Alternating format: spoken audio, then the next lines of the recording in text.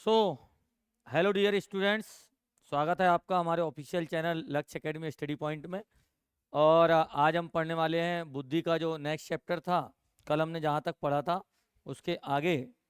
तो इसमें आपने कल हमने देखा था कि बुद्धि के कुछ परीक्षण परीक्षण में हमने देखा था स्टैनफोर्ड बिने परीक्षण जो कब हुआ, 1900, 1800, 1900, कब? अरे टर्मन ने जो है परीक्षण कब किया? 1916 में स्टैनफोर्ड यूनिवर्सिटी में परीक्षण किया ना। हाँ, वो देखा था हमने। बेने साइमन परीक्षण किया 1905 में। ये रेविन का प्रोग्रेसिव मैट्रिक्स परीक्षण देखा था। उसमें दो प्रकार का इन्होंने परीक्षण बताया था। एक परीक्षण बताया था कौन सा, रंगीन प्रोग्रेसिव, और दूसरा बताया था कौन सा, स्टैंडर्ड प्रोग्रेसिव। तो रंगीन वाला जो है किसके लिए था? बच्चों के लिए था। और ये स्टैंडर्ड वाला किसका था? वयस्कों के लिए था। अच्छा, इसमें जो है रंगीन प्रोग्रेसिव मैट्रिक्स में कितने जो है उप परीक्षण तैयार किए गए? 3, ए बी और बी। ए वाला कैसा है? सरल है। बी वाला, ए बी वाला सामान्य है, और बी वाला कैसा है? कठिन है। साथ में आपने देखा होगा संस्कृति मुक्त परीक्षण किसने दिया? कैटल ने दिया। 3 प्रकार के मापक बताया, मापक 1, मापक 2 और मापक 3। मापक 1 4 से 8 वर्ष के बच्चों के लिए, मापक 2 8 से 13 वर्ष के बच्चों के लिए, और हाई स्कूल या 14 वर्ष के बच्चों के लिए मापक 3। इसके बाद हमने देखा होगा जालोड बुद्धि परीक्षण। ये देखा था क्या? नहीं, यहीं तक देखा था। अब आगे देखते हैं इन परीक्षणों के विषय में। अगला देखिए, जालोड बुद्धि परीक्षण।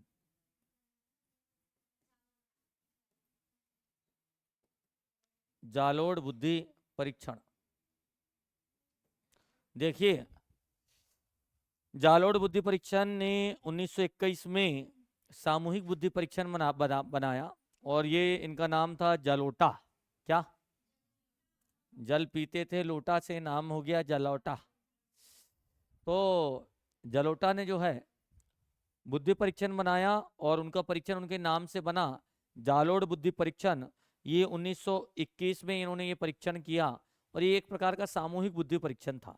कल हमने देखा था कि व्यक्तिगत बुद्धि परीक्षण भी होते हैं, सामूहिक भी होते हैं, शाब्दिक भी होते हैं, और अशाब्दिक भी होते हैं। तो ये जालोड बुद्धि परीक्षण जो है एक प्रकार का सामूहिक बुद्धि परीक्षण है। इन्होंने ये सामूहिक था और शिक्षित लोगों के लिए था, इसलिए शाब्दिक बुद्धि परीक्षण कहलाता है। और इसमें जालोट ने जो है 7 क्षेत्र से संबंधित 100 प्रश्न पूछा था, और 11 से 16 वर्ष की आयु के लिए था। तो आपसे पूछेगा जालोट बुद्धि परीक्षण कैसा परीक्षण है, सामूहिक है क्या व्यक्तिगत है? सामूहिक बुद्धि परीक्षण है। कैसा है गुरु?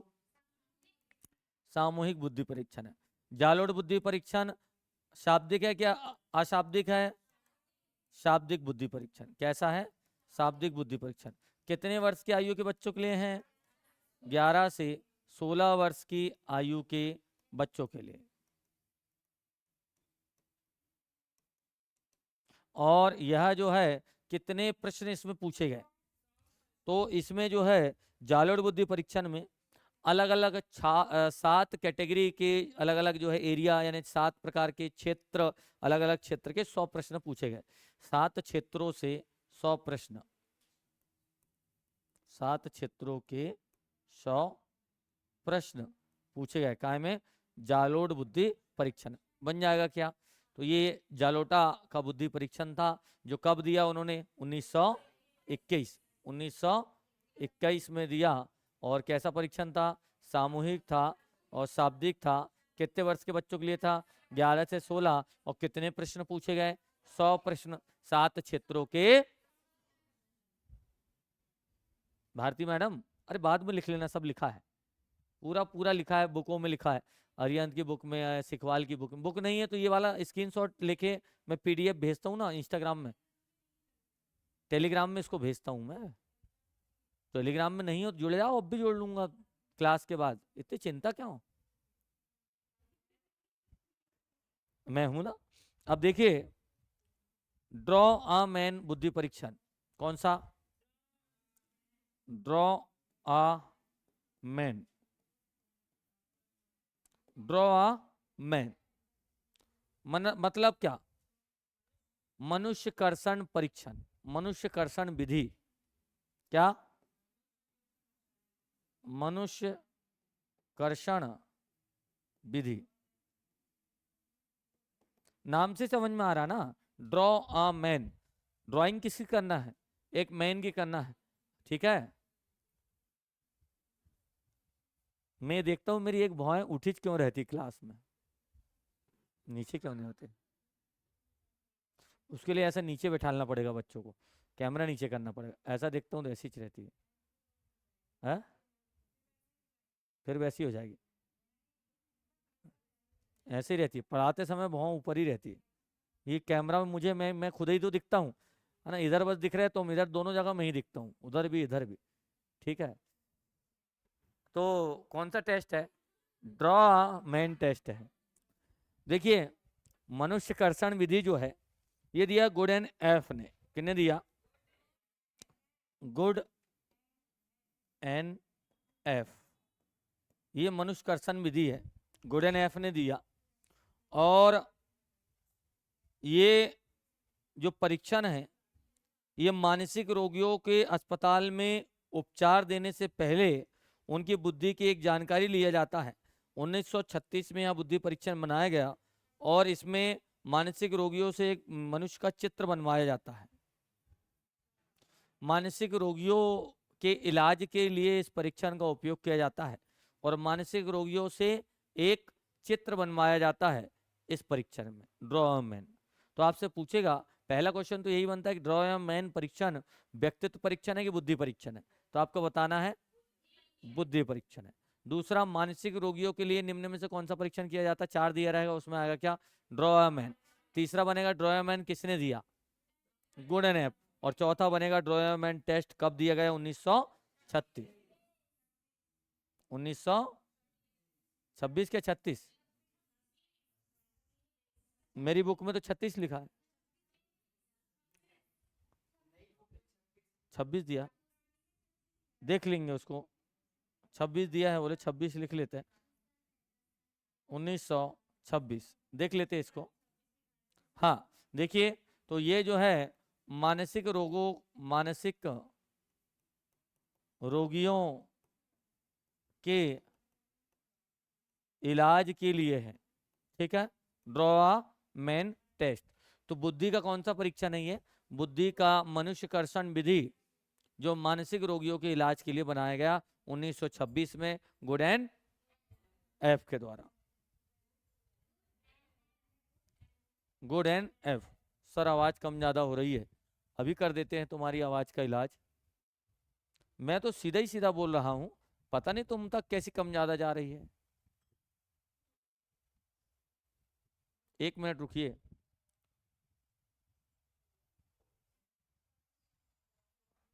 अभी देखिए, अभी ठीक आ रही क्या?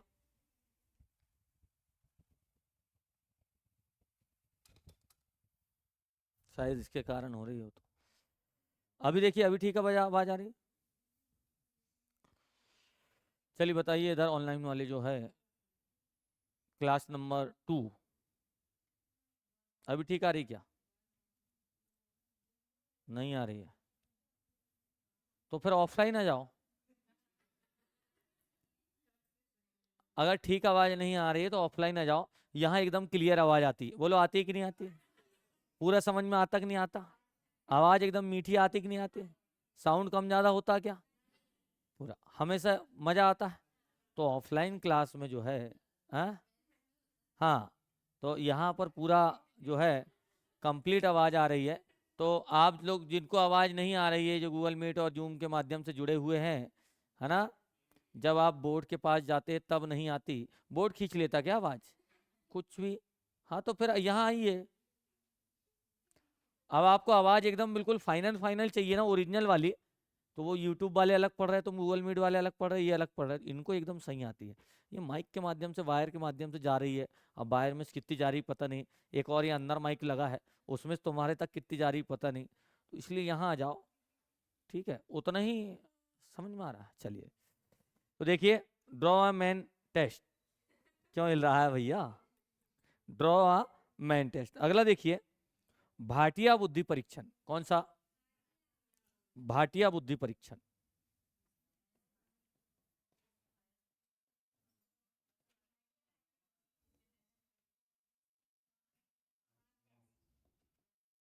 भाटिया बुद्धि परीक्षण जो है, ये दिया है किन्ने? एस भाटिया ने 1955 में दिया। इन्होंने कहा कि ये प्रत्येक प्राणियों पर प्रत्येक प्राणियों के पर यह टेस्ट था, 1955 में बनाया गया, और यह वैध और विश्वसनीय परीक्षण है, अच्छा परीक्षण है। कब बना? 1955। और किस पर अप्लाई हो सकता है ना? यह जो है सभी, हाँ, सभी प्राणियों पर इसे उपयोग कर सकते हैं।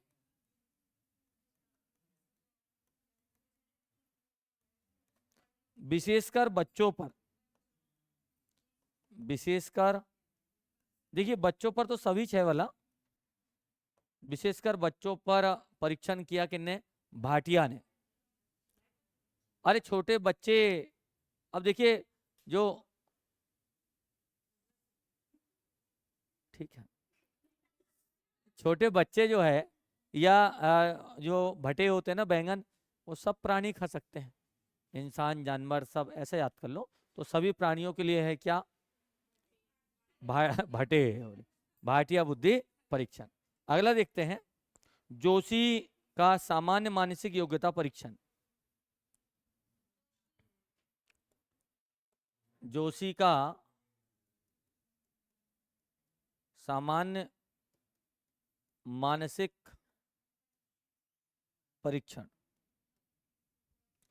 जोशी का सामान्य मानसिक परीक्षण, और ये दिया है डॉक्टर एम सी जोशी, 1960 में दिया। बाचिक परीक्षण था, 100 प्रश्न पूछे गए, 12 से 19 वर्ष के बच्चों के लिए 20 मिनट का समय।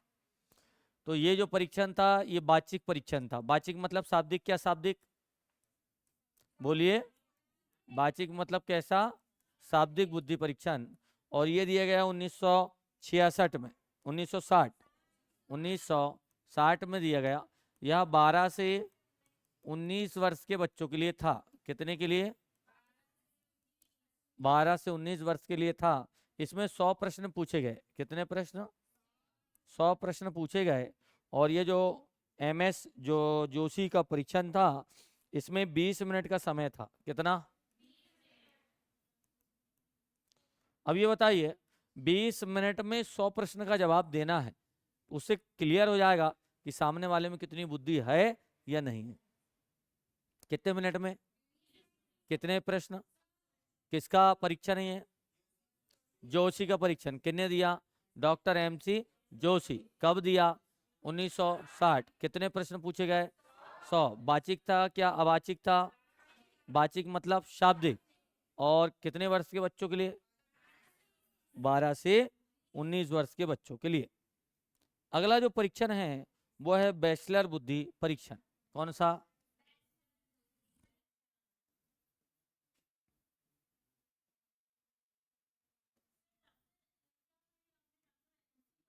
अच्छा, लिखा नहीं गया यहाँ। Doctor M C Joshi, Joshi ji ने दिए। अब ये जो बैचलर का बुद्धि परीक्षण है, ये मनोवैज्ञानिक डॉक्टर वेस्लर ने 1939 में अमेरिका में न्यूयॉर्क शहर में दिया। डॉक्टर वेस्लर,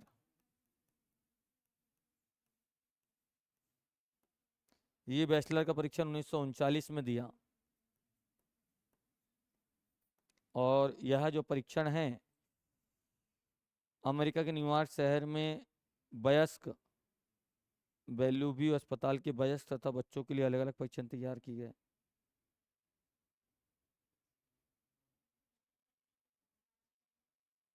ये जो था वयस्क और बच्चों के लिए बैचलर ने अलग अलग परीक्षण किए 1939 में। इन्होंने 5 प्रकार के शाब्दिक टेस्ट किए और 5 प्रकार के अशाब्दिक टेस्ट किए 1939 में। बाद में 1955 में इस टेस्ट को जो है, इस परीक्षण को इन्होंने जो है संशोधन कर दिया और बैचलर वयस्क बुद्धि मापनी बनाया, जो 16 से 60 वर्ष तक के लिए थी। जब इन्होंने 1939 में परीक्षण किया तो 5 बाचिक बनाया। बाचिक मतलब क्या? शाब्दिक। 5 टेस्ट जो है, 5 परीक्षण शाब्दिक थे और 5 अशाब्दिक थे, अवाचिक। क्या? अवाचिक मतलब क्या? अशाब्दिक। ऐसे परीक्षण किया। बाद में 1955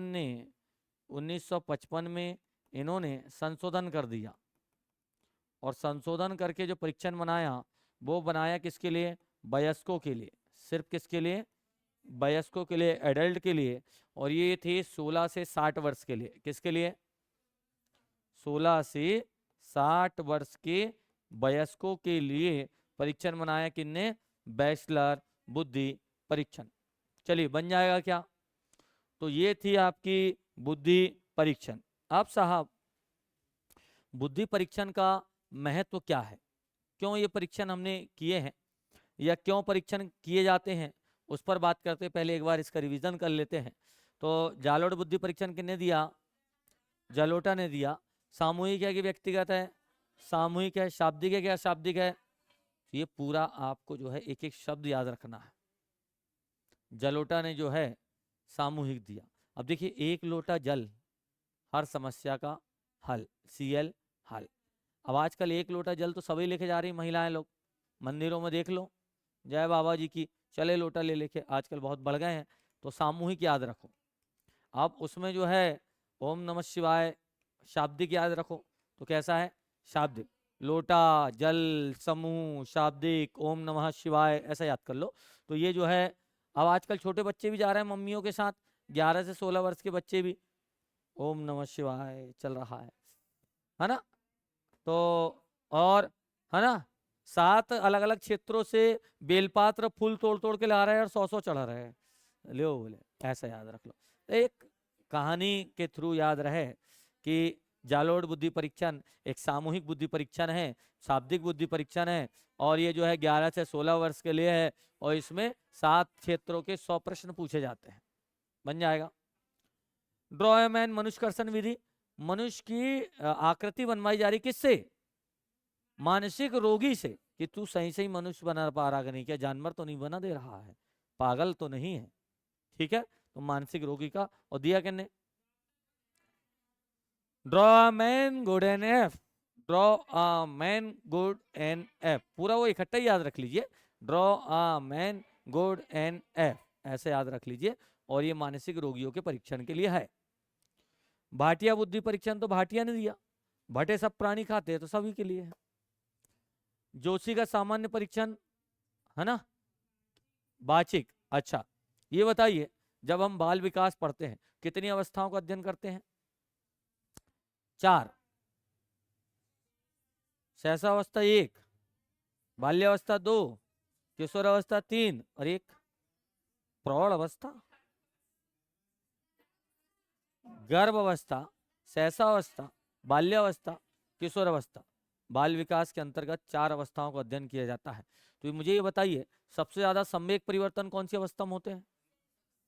संवेगों का परिवर्तन की आयु है ना, 12 से 18 वर्ष की आयु में जब किशोर में एंडोक्राइन ग्रंथि सक्रिय होती है तो एडिनल नामक पदार्थ के स्रावन होने से अत्यधिक तीव्र गति से संवेगों का उथल पुथल होता है। इसी कारण से सबसे ज्यादा आक्रामक आयु जो होती है, सबसे ज्यादा संवेग परिवर्तन वाली जो आयु होती है, ये कौन सी होती है?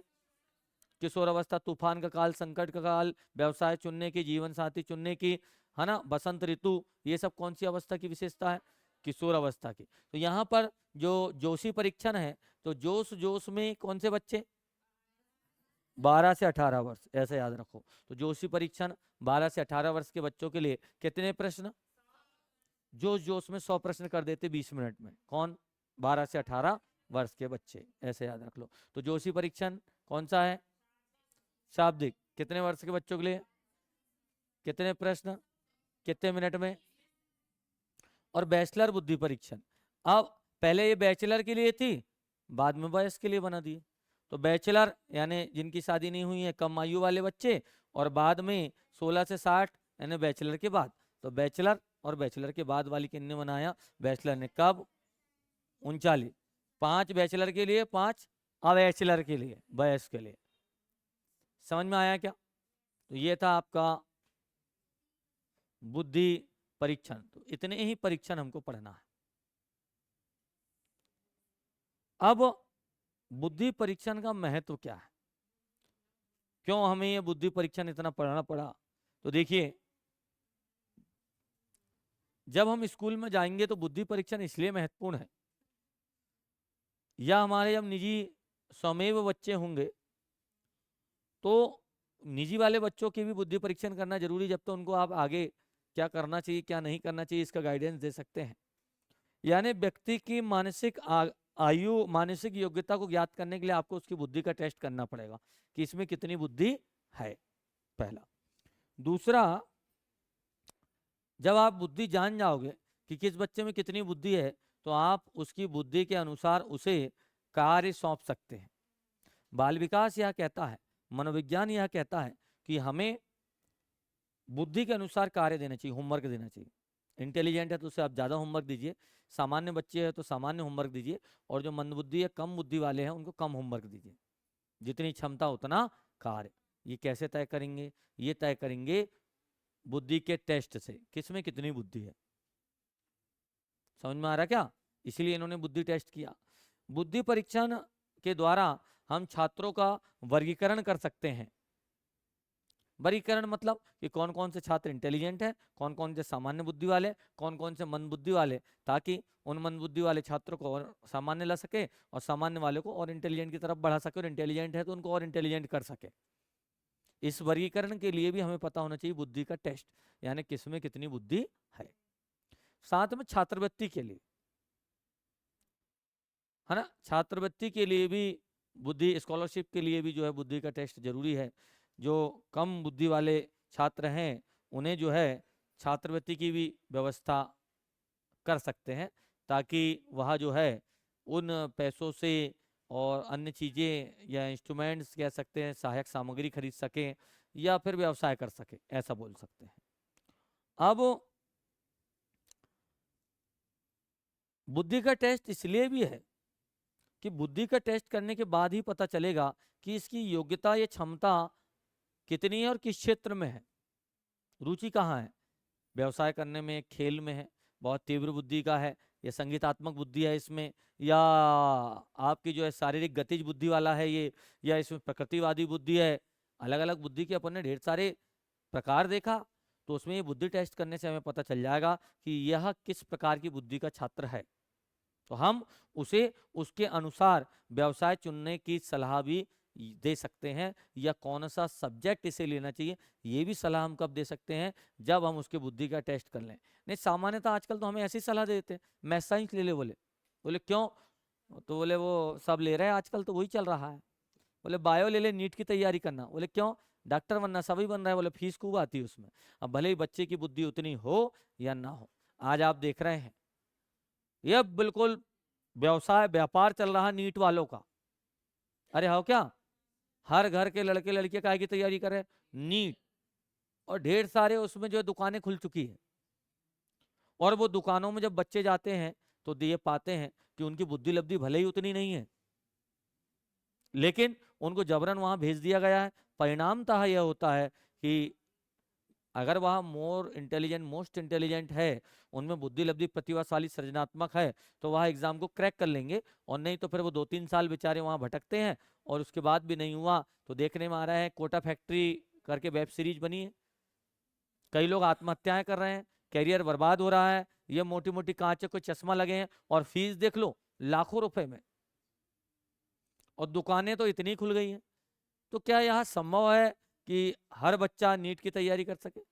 यह तय होना चाहिए उसकी क्षमता, उसकी बुद्धि लब्धि के अनुसार। अब बुद्धि का उनको टेस्ट आना चाहिए, लेकिन पैसे के फीस के चक्कर में इतना ज्यादा भ्रष्टाचार या इतना ज्यादा व्यवसायीकरण शिक्षा में हो गया है कि बच्चों को जो 11th-12th होते हैं वहीं से उन कोचिंगों की तरफ मोल्ड कर दिया जाता है, ताकि वो कोचिंग वाले इन कोचिंग वालों को 11th-12th की कोचिंग पढ़ाने वाले को एक इंसेंटिव या एक प्रकार की कमीशन देते हैं। तो इस कमीशन के चक्कर में कई बार ये होता है कि जो बच्चे हैं वो उनको नहीं पता होता, बच्चे तो कोरी स्लेट है, उन्हें कुछ नहीं पता होता है। शिक्षक का यह दायित्व होता है कि प्रत्येक बच्चे की मानसिक क्षमता, उसकी आर्थिक स्थिति, क्या उसके पेरेंट्स उतने खर्च करने में सक्षम होंगे, इन तमाम चीजों को तय करने के बाद फिर यह तय होना चाहिए कि कौन सा सब्जेक्ट लेगा, कहाँ पढ़ेगा और कहाँ जाएगा। समझ में आ रहा क्या? तो इसीलिए भी बुद्धि का परीक्षण बहुत जरूरी है। बाल विकास, जो हम बाल विकास पढ़ रहे हैं या जो हम बाल विकास पढ़ते हैं, ये पूरा बाल विकास की दृष्टि में अगर हम देखें तो पूरा भारत शैशवावस्था में चल रहा है। कैसा चल रहा है? आप मुझे बताइए कि जितने भी शिक्षक होंगे उतने शिक्षकों में से कितने शिक्षक को बाल विकास पूरा आता होगा? मुश्किल से 5 या 10% को। 80-90% शिक्षक ऐसे ही पढ़ा रहे हैं। जब आप बाल विकास समझोगे ही नहीं और बालक को नहीं समझोगे कि किस किस वैरायटी के बालक आपके सामने बैठे हैं, तो आप उसे कैसे करियर गाइडेंस दे सकते हैं, कैसे आप उन्हें पढ़ा सकते हैं, कैसे आप उन्हें सिखा सकते हैं?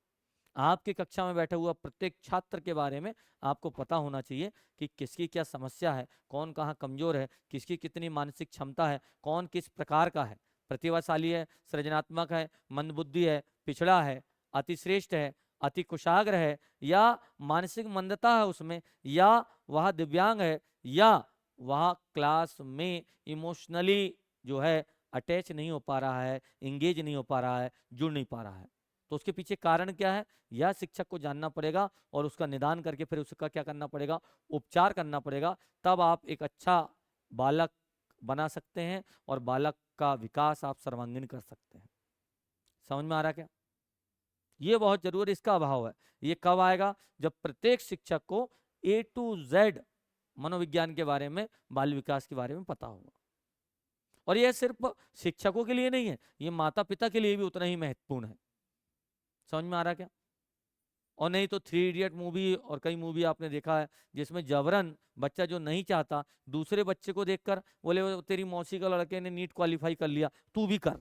अरे क्या, उसकी मौसी या उसके मौसिया या मौसी के खानदान का कोई या मौसा जी के खानदान के कोई इंटेलिजेंट रहा होगा, उसमें इंटेलिजेंसी आ गई और वो पास हो गया, वो अलग चीज है। आपके बच्चा कितना इंटेलिजेंट है उस आधार पर तय होगा, क्या मौसी के लड़का को देख के तय होगा, क्या मोहल्ले वाले लड़कों को देख के तय होगा। और आज करियर कैसे गाइडेंस तो यही चल रहा है ना, कौन सा सब्जेक्ट लेना है, बोले सब नीट कर रहा है तुम भी नीट करो। ये क्या तरीका है? इसके पहले इंजीनियरिंग वाला क्षेत्र था, सब इंजीनियरिंग कर रहा है तो दे इंजीनियरिंग। आज जो है भेड़ चाल जैसे इंजीनियर हो गए, मोहल्ले में ढेर हो गए। समझ में आ रहा क्या? अब बीएड पे आएंगे, चलो रे बोले मास्टर की अच्छी पेमेंट हो गई है, बीएड बीएड। अरे भाई आपका इंटरेस्ट किधर है?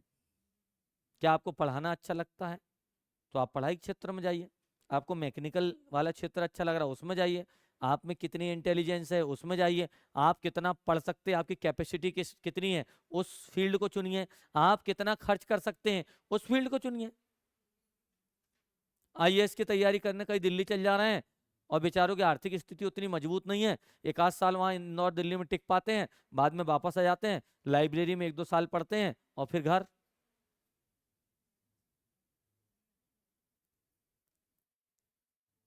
तो लाखों रुपए खर्च करके भी अगर कैरियर नहीं बन पा रहा है तो इससे अच्छा है कि उन लाखों रुपए से अपन कोई रोजगार डाल लें।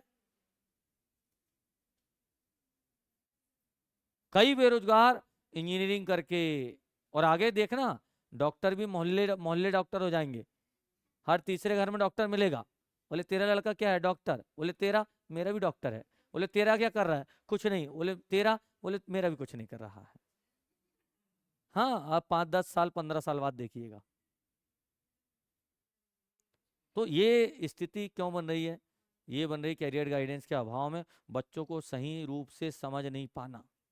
इसलिए भारत मूल रूप से पिछड़ा है और कब तक पिछड़ा रहेगा। अगर देखिए बेसिक शिक्षा पद्धति में महात्मा गांधी ने यही बताया, रोजगार उन्मुखी शिक्षा, मतलब कोई ना कोई रोजगार बच्चों को प्राप्त हो जाना चाहिए, कोई ना कोई स्किल्स आना चाहिए।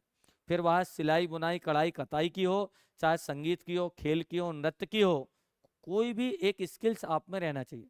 चाहे पढ़ाने की हो लिखाने की। अगर स्किल्स नहीं है तो डिग्री आपके पास एमए रहे, चाहे डबल एमए रहे, डीएड बीएड एमएड पीएचडी रहे, पीएचडी वाले भी कई बेरोजगार घूम रहे, इतनी बड़ी डिग्री है पीएचडी की, उसके बाद भी बेरोजगार घूम रहे हैं। डीएड बीएड वाले भी ढेर घूम रहे, क्यों?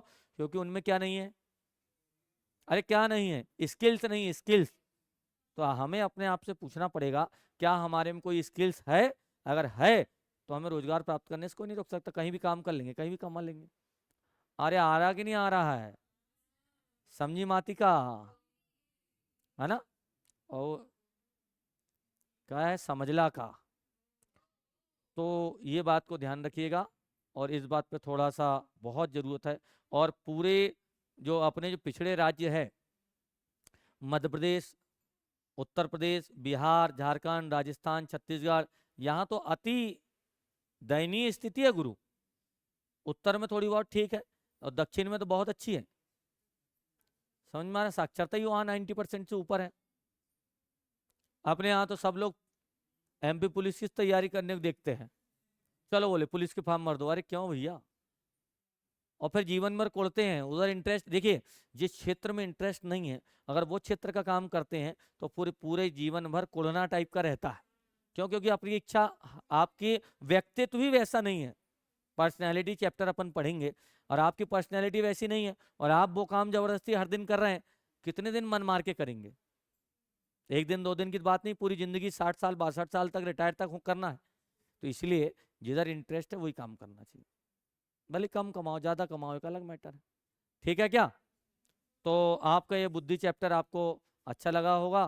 तो अगर इस कैरियर गाइडेंस या इस बुद्धि के विषय में शिक्षक भर्ती वाले छात्रों को बहुत आवश्यकता है, तो इसे ज़्यादा से ज़्यादा शेयर करें, हमारे चैनल को सब्सक्राइब करें। और कल फिर मिलते हैं एक नया टॉपिक, संवेगात्मक बुद्धि, इमोशनल इंटेलिजेंस के साथ। तब तक आप जो है स्वस्थ रहें, मस्त रहें, व्यस्त रहें और मुस्कुराते रहें। ठीक, मैं ये बता रहा था आप लोग को